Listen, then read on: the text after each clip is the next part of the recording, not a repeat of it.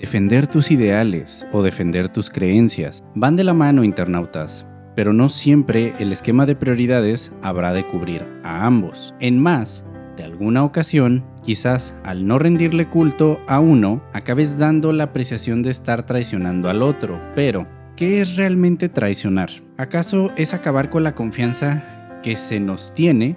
¿O quizás no mostrar una fidelidad superhumana? Partiendo de una base sencilla, la clave está quizás en la clase de acuerdo que tienes con tus ideales y creencias. Podemos creer que hacemos lo correcto cuando lo abordamos de forma férrea, pero quizás no en todos los escenarios esta será la respuesta correcta. Bienvenidos a esta nueva emisión. Amos Klausner, conocido por su seudónimo Amos Oz, o mejor dicho, su nombre final. Nació un 4 de mayo del año 1939 en Jerusalén, Israel. Formado como periodista, escritor y novelista, uno de los máximos exponentes contemporáneos en la lengua hebrea, ganador del Premio de Israel de Literatura en 1988 y el Premio Goethe de Literatura en el año 2005, uno de los fundadores del movimiento pacifista israelí. La gran mayoría de sus escritos fueron orientados a los conflictos y angustias de la sociedad de su país. Una perspectiva de una zona de conflicto desde tiempos ancestrales, con cambios en los medios, pero quizás un mismo conflicto de base. Hijo de padres lituanos, que huyeron de su ciudad de origen en el año 1917 en primera ocasión y en segunda ocasión en el año 1933. Su madre desafortunadamente padeció de depresión y tomó la decisión de dejar este mundo cuando el autor solo tenía 12 años. A los 14 años es cuando él decidió cambiar su apellido a Oz. Fue partícipe de la Guerra de los 6 días y la Guerra de Yom Kippur. Estuvo en contra de los asentamientos israelíes en territorios palestinos y condenó incluso en algunas ocasiones las operaciones de las fuerzas de defensa israelitas. El autor dejó este mundo el 28 de diciembre del año 2018 en Tel Aviv.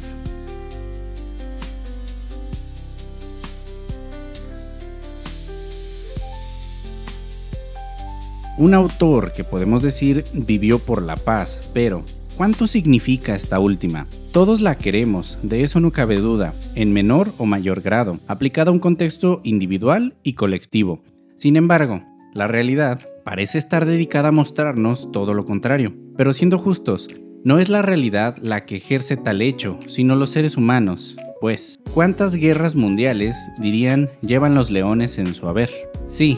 En la naturaleza hay elementos de violencia, indudablemente, pero no van motivados por ambiciones personales o deseos egoístas. Simple y llanamente lo que vemos es supervivencia pura. Ahora, ¿el ser humano es conflictivo por naturaleza? Por supuesto que sí. Es innegable con la historia que acontece a la humanidad.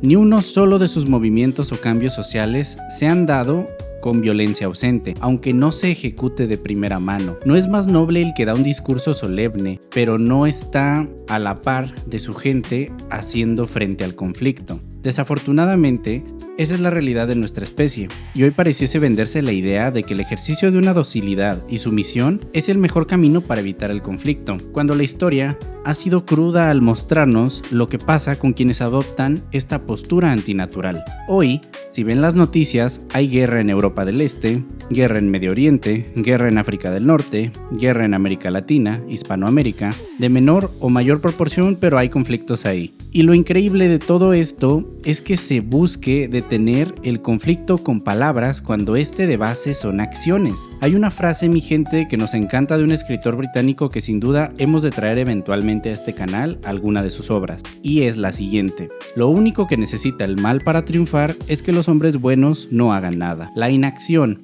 ¿Qué mejor forma de ejercerla que con palabras y posturas entre comillas, cuando lo que se requerirían son acciones, intervención directa? Sin acciones reales, nada se soluciona, internautas. Véanlo desde ejemplos cotidianos. ¿Tienes sed? Se va hasta que tomas agua. ¿Tienes sueño? Se va hasta que duermes lo necesario.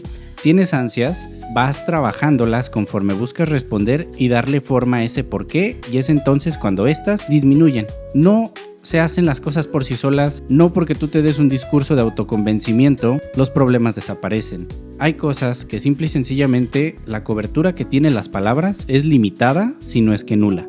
Entonces, ¿por qué los seres humanos satanizamos el ejercicio de la violencia en ocasiones? Sencillo, porque los seres humanos, a diferencia de los animales, la usan de forma subjetiva la mayoría de las veces. En sí, por sí misma, no es estrictamente mala. El curso que se le da es lo que acaba por definirla como mala.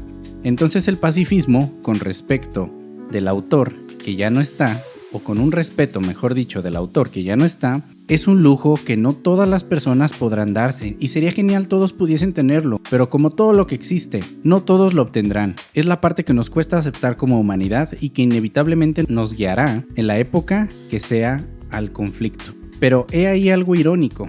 Si lo aceptáramos con tanta facilidad, caeríamos en la inacción. Entonces, ¿qué procede? Nuestra perspectiva, internautas, es actúen cuando están en posibilidad de hacerlo y tienen la voluntad para hacerlo, y no actúen cuando no tienen ni las posibilidades ni la voluntad para hacerlo. ¿Por qué? Bueno, si han observado su vida, alguna vez creo ya sabrán que una intención sin medios casi siempre acaba en un mal sabor de boca.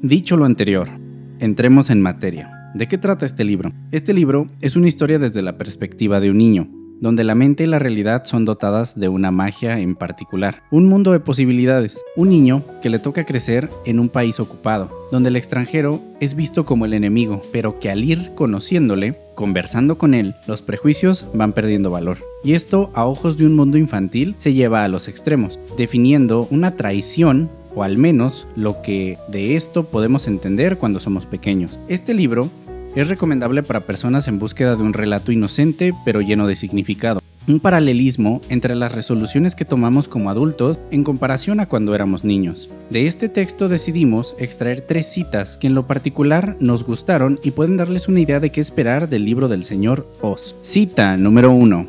Y resulta que la mano del enemigo, la que descansaba sobre mi hombro, no era perversa ni certera, sino todo lo contrario, como un algodón. Me puse todo rojo como si me estuviera tocando una chica.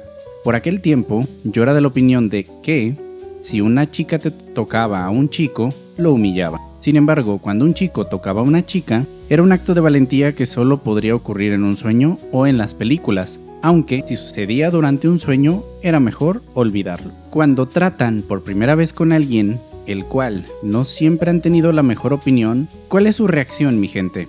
Seguro pudiese ser con cierto rechazo, ya sea porque alguien que ya conocen o con quien conviven más, les dice su apreciación de tal persona, que será más o menos acertada dependiendo de cuánto trato hayan tenido con la persona en cuestión. Si ésta no tiene una convivencia suficiente, difícilmente su opinión, pese a ser alguien cercano a ustedes, puede ser tomada como válida, pues digamos, ese taco trae más tripa que tortilla, en términos coloquiales. Entonces, no podemos simplemente desacreditar al sujeto, no sin tratarle al menos, e incluso cabe decir que quizás al conocerle un poco más encontremos puntos de afinidad con los cuales costará más trabajo el hacerle de lado. La lección aquí es que la ignorancia es sumamente peligrosa en la interacción humana. Vale más una actitud que busca conocer un poco más allá de su perspectiva que la del que se adoctrina, que irónicamente muchas de dichas doctrinas enarbolan un discurso de supuesta tolerancia y apertura. Por último, casi podemos apostar que a muchos de los hombres de la audiencia se les desbloqueó un recuerdo con la forma de pensar de este niño describiendo su idea de las niñas. Qué inocentes llegamos a ser, cabe mencionar. Lo recalcable es el hecho de que es más un temor que un repudio, que puede interpretarse en sí quiero, pero no, sí quiero, pero no. Bueno, hoy por hoy, seguro, acabó en un quiero, naturalmente. Cita número 2. Porque mi padre se había olvidado de todo, incluyendo la resistencia y el paquete. Olvidó los tormentos de nuestro pueblo, olvidó a los que nos acechaban, generación tras generación, para exterminarnos. Se olvidó de mi madre y de mí, dejándose llevar hacia alturas inconmensurables de regocijo místico. Si estuviera en sus manos demostrarles por fin a los británicos un pueblo culto y esencialmente moral. ¿Hasta qué punto nosotros, sus súbditos atormentados en un remoto extremo del imperio, hasta qué punto somos, en realidad, gente estupenda, culta, inteligente, conocedores de la literatura, amantes de la poesía y del pensamiento, se arrepentirían y desaparecerían todos los malentendidos? No sé ustedes, internautas, pero nosotros leímos anhelo por todos lados en esta cita. algo de lo más humano que se puede encontrar, que lo vivimos de formas diferentes en cada una de las etapas que tenemos en nuestra vida, que incluso se da la observación en esta cita desde el punto de vista de quien lo vive de primera mano y de quien lo vive desde fuera.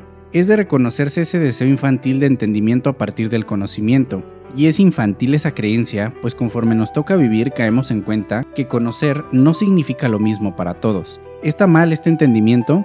No, para nada. Lo que está mal es que se pierda conforme nos volvemos mayores, pues cuando venimos impulsados por deseos y creencias así, ¿cuánto mal dirían podemos provocar voluntaria e involuntariamente? Hay una sabiduría en la infancia que se ve consumida por nuestra arrogancia al crecer.